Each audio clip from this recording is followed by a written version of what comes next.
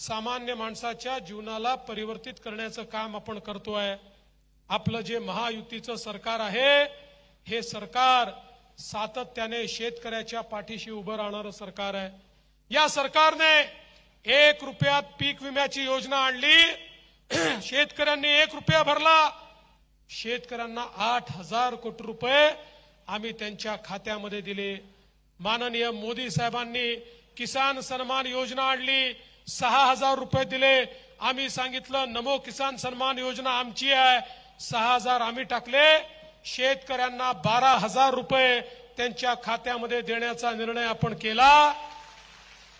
आणि आता चिंता करू नका, पुन्हा तुम्ही सरकार आणलं की 12,000 रुपये नाही, 15,000 रुपये शेतकऱ्यांच्या खात्यामध्ये देण्याचा निर्णय आपण केलाय। आज आपण पाहू शकतो धानाच्या संदर्भात पहिल्या वर्षी 15,000चा बोनस दिला, मागच्या वर्षी 20,000चा बोनस दिला, आता या वर्षी 25,000चा बोनस हा धानाला आपलं सरकार देणार आहे। कापूस आणि सोयाबीनच्या संदर्भात मागच्या काळामध्ये ज्यावेळेस भाव पडले आपण सांगितलं हेक्टरी 5,000 रुपये अनुदान आम्ही देऊ। हे अनुदान शेतकऱ्याच्या खात्यामध्ये आपण जमा केलं आणि आता पुढच्या काळामध्ये खऱ्या अर्थानं आपण योजनाच आणली आहे की जर MSP पेक्षा हमी भावापेक्षा मार्केटचा भाव कमी झाला आणि शेतकऱ्याचं नुकसान झालं तर हमी भावापेक्षा जेवढा कमी भाव आहे त्यातला मधला जो फरक आहे तो फरक भावांतर योजनेच्या अंतर्गत आपलं सरकार थेट शेतकऱ्याच्या खात्यामध्ये जमा करेल, अशा प्रकारचा निर्णय आपण घेतला। त्यामुळे शेतकऱ्याला कुठेही अडचण होणार नाही। आपण दुसरा निर्णय घेतला, शेतकऱ्यांना जे काही आपलं कृषीचं बिल आहे, विजेचा पंप आहे, पंपाचं बिल आहे, हे बिल आपण माफ केलाय।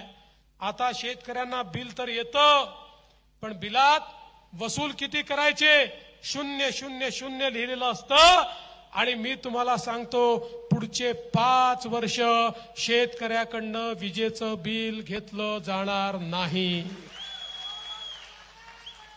5 वर्ष याकरता म्हणतो, त्यानंतर तुम्ही पुन्हा निवडून दिलं तर पुन्हा 5 वर्ष करू, पण आता तरी 5 वर्षाची गॅरंटी तुम्हाला देतो।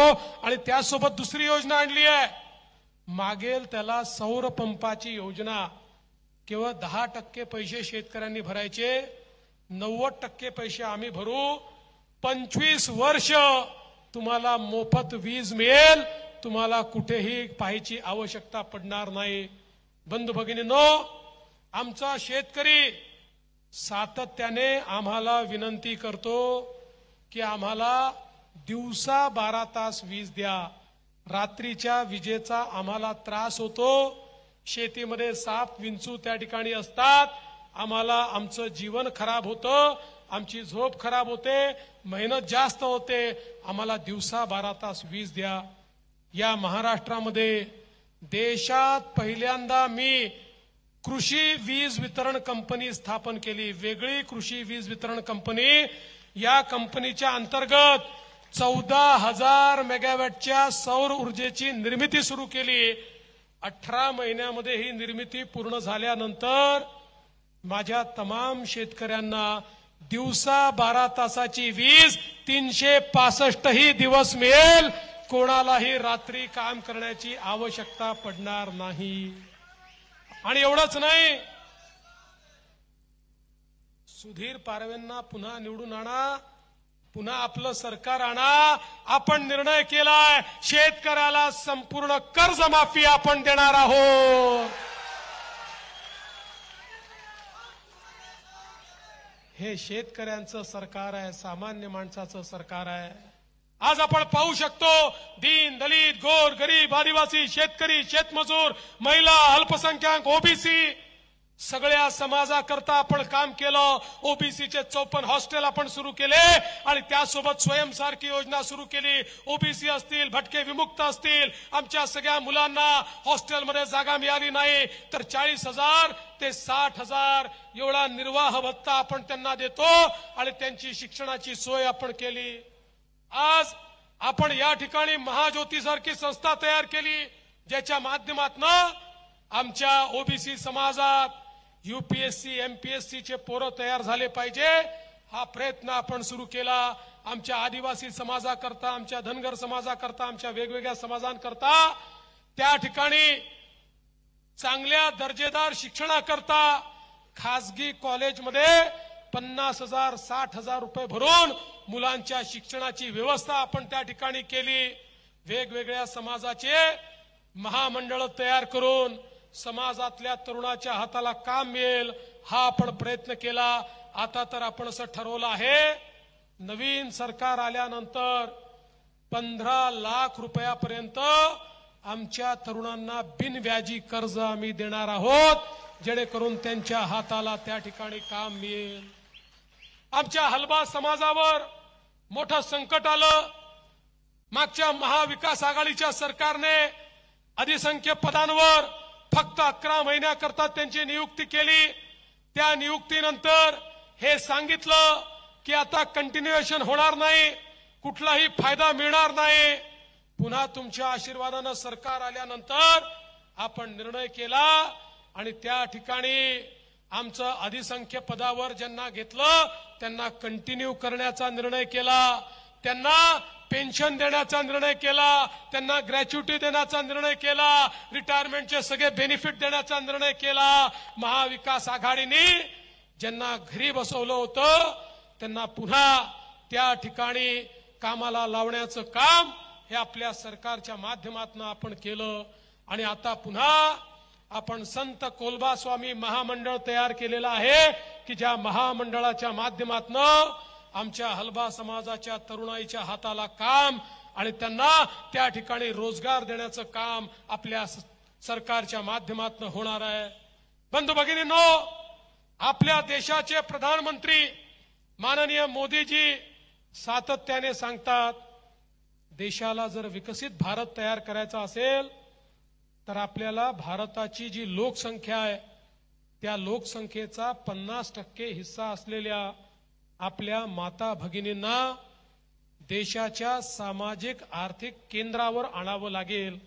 मोदीजींनी बेटी बचाओ बेटी पढाओ पासनं तर लखपती दीदी पर्यंत अनेक कार्यक्रम आखले. लखपती दीदी हा कार्यक्रम काय माहितीये? मोदीजींच्या योजनेतनं ज्या महिला रोजगार निर्मिती करून वर्षाला 1 लाख रुपयापेक्षा जास्त पैसा कमवतात त्यांना लखपती दीदी म्हणतात. अशा महाराष्ट्रामध्ये 11 लाख लखपती दीदी आम्ही तयार केल्या. लवकरच 25 लाख लखपती दीदी तयार करणार आहोत. 2028 पर्यंत 50 लाख महिलांना, आमच्या बहिणींना लखपती दीदी आम्ही तयार करणार आहोत. आणि शेवटी 1 कोटी महिलांना लखपती दीदी तयार करण्याचा आमचा या ठिकाणी मानस आहे. आमच्या लाडक्या बहिणींना मी सांगून देऊ इच्छितो, आपल्या सरकारने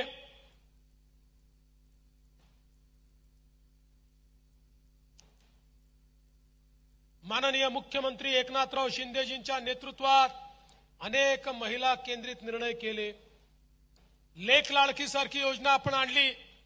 घरामध्ये मुलगी जन्माला आली तर मुलीच्या जन्माचं स्वागतच झालं पाहिजे. या दृष्टीनं मुलगी जन्माला आली की 5,000 रुपये, पहिल्या वर्गात गेली की 5,000 रुपये, 7व्या वर्गात गेली की 7,000 रुपये, 11व्या वर्गात गेली की 8,000 रुपये, 18 वर्षाची झाली की 75,000 रुपये, असे 1 लाख रुपये त्या परिवाराला देण्याचा निर्णय आपल्या सरकारने केला. एवढंच नाही, आपल्याला माहिती आहे या काँग्रेसवाल्यांनी मोठे मोठे कॉलेजेस उघडले, खासगी इंजिनिअरिंग कॉलेज, मेडिकल कॉलेज, त्याची फी 2 लाख 4 लाख 5 लाख, कोणाला परवडत नाही अशी फी. आज घरामध्ये जर एक मुलगा असेल एक मुलगी असेल, घरचे लोक मुलीला सांगतात, बाई सगळं विकवाक करून तुझ्या भावाला आम्ही शिकवू शकतो, तुला शिकवायला आमच्याकडे पैसा नाही, तुझं लग्नच करायचं आहे, त्यामुळे तू घरी बैस. कितीही हुशार असली तरी ती मुलगी आमची बहीण त्या ठिकाणी शिकू शकत नाही. आम्ही निर्णय केला आम्ही त्या ठिकाणी आई बापांना सांगितलं, मुलीला शिकवण्याकरता तुमच्याजवळ पैसे नसतील, काळजी करू नका, मुलीचे मामा मंत्रालयामध्ये मुंबईला बसले आहेत, ते मुलीचं शिक्षण करतील. आणि आज मेडिकल असो, इंजिनिअरिंग असो, MBA असो, BBA असो, लॉ असो, MSc असो, PhD असो, कुठलंही शिक्षण मुलींनी घेतलं त्याची जी फी असेल 1 लाख असेल, 2 लाख असेल, 5 लाख असेल, सगळी फी आपलं सरकार त्या ठिकाणी भरतं आहे. मुलींना शिक्षित करण्याचं काम आम्ही करतोय. आपण एक अजून निर्णय केला, आपल्या महिलांना एसटीच्या प्रवासामध्ये तिकिटात 50% आपण सूट दिली. ज्यावेळी सूट दिली त्यावेळी एसटीचे लोक आमच्याकडे आले आणि आम्हाला म्हणाले, साहेब ही सूट देऊ नका, आमची एसटी तोट्यामध्ये आहे, ती डबघाईला येईल, ती बंद पडेल. आम्ही सांगितलं, आम्हाला तर बहिणींना अर्ध तिकीट द्यायचंच आहे, तुम्हाला अडचण आली तर आम्ही मदत करू. आश्चर्य सांगतो, 1 महिन्यापूर्वी तेच लोक पुन्हा आले, आम्हाला म्हणाले काही झालं तरी योजना बंद करू नका. अरे म्हटलं, मागे आले सुरू करू नका, आता म्हणता बंद करू नका, हे काय गौडबंगाल आहे. म्हणाले, साहेब काय सांगायचं, जेव्हापासून योजना सुरू झाली इतक्या महिलांनी प्रवास सुरू केला की तोट्यात असलेली आमची एसटी आता फायद्यामध्ये आलेली आहे, त्यामुळे योजना बंद करू नका. मी पण थोडी चौकशी केली तर माझ्या लक्षात आलं, अलीकडच्या काळामध्ये आमच्या लाडक्या बहिणी आमच्या भाऊजींना सांगतात, तालुक्याला जिल्ह्यात जायचा, तुम्ही घरी बसा, मीच जाऊन येते. तुम्ही गेले की तिकीटी दुप्पट लागतं, तिकडे गेले की पान, तंबाखू, खर्रा, मावा काय काय खाता आणि पैसे बर्बाद करता. मी गेली तर अर्ध्या पैशात काम करते आणि पैसे वाचवून येते. आमच्या लाडक्या बहिणीच आज या ठिकाणी एसटीने प्रवास करतायत. आणि यासोबत आपण निर्णय केला, आमच्या सगळ्या बहिणींना मुख्यमंत्री माझी लाडकी बहीण योजनेच्या अंतर्गत 1500 रुपये महिना देण्याचा निर्णय आपण घेतला. निर्णय घेतला तर हे पोपट काँग्रेसचे, उबाठाचे, शरद पवारांचे चिवचिव करत होते, टिवटिव करत होते, हा निर्णय चुकीचा, होणारच नाही, तर जमणारच नाही, पैसा मिळणारच नाही, आता जुमलाय.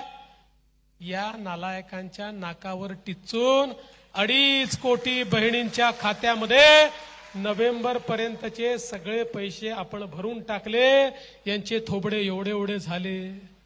पण बहिणींनो लक्षात घ्या, जसे आम्ही तुमचे सख्खे भाऊ आहोत, काही सावत्र भाऊ देखील फिरतायत. या काँग्रेसच्या सावत्र भावांनी काय केलं माहितीये, या ठिकाणी नाना पटोले आणि सुनील केदार यांचे अधिकृत निवडणूक प्रमुख असलेले अनिल वडपल्लीवार काँग्रेसच्या वतीनं हायकोर्टमध्ये गेले आणि त्या ठिकाणी सांगितलं, ही लाडकी बहीण योजना, ही लेक लाडकी योजना, ही अर्ध्या तिकिटाची योजना, ही मुलींच्या मोफत शिक्षणाची योजना, या सगळ्या योजना म्हणजे पैशाचा चुराडा आहे. या योजना बंद करा. पण तुमचे सख्खे भाऊ त्या ठिकाणी होते. आम्ही कोर्टात बाजू मांडली. कोर्टाने सांगितलं ही योजना सुरूच राहील, ही योजना बंद होणार नाही. आणि आता खुशखबरी ही आहे बहिणींनो, पुन्हा एकदा तुम्ही आमचं सरकार आणलं, 1500 रुपये नाही 2100 रुपये तुमच्या खात्यामध्ये त्या ठिकाणी तुम्हाला मिळणार आहेत. आणि म्हणून मी तुम्हाला सांगण्याकरता आलो आहे, आपलं सरकार हे सर्वसामान्यांचं सरकार आहे. आपलं सरकार हे तुमच्या जीवनामध्ये परिवर्तन घडवणारं सरकार आहे. आपलं सरकार हे खऱ्या अर्थानं तुमचं सरकार आहे. आणि म्हणून पुन्हा एकदा या महाराष्ट्रामध्ये महायुतीचं सरकार आणायचं असेल तर सुधीर पारवे यांच्यासारखा एक कार्यक्षम उमेदवार आपण या ठिकाणी दिलेला आहे.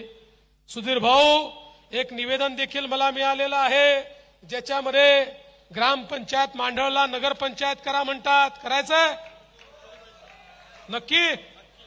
आचारसंहिता संपली की झालं म्हणून समजा. त्यामुळे मी पुन्हा एकदा आपल्या सगळ्यांच्या वतीनं सुधीर पारवे यांच्या करता आपला आशीर्वाद मागतो आणि आपल्याला आश्वासित करतो, सुधीर पारवेची गॅरंटी हा देवा भाऊ आहे, सुधीर पारवेची गॅरंटी गडकरी साहेब आहे. आम्ही यांच्या पाठीशी उभं राहून या उमरेड क्षेत्राचा संपूर्ण विकास करून दाखवू एवढंच सांगतो आणि माझं बोलणं संपवतो. धन्यवाद. जय हिंद.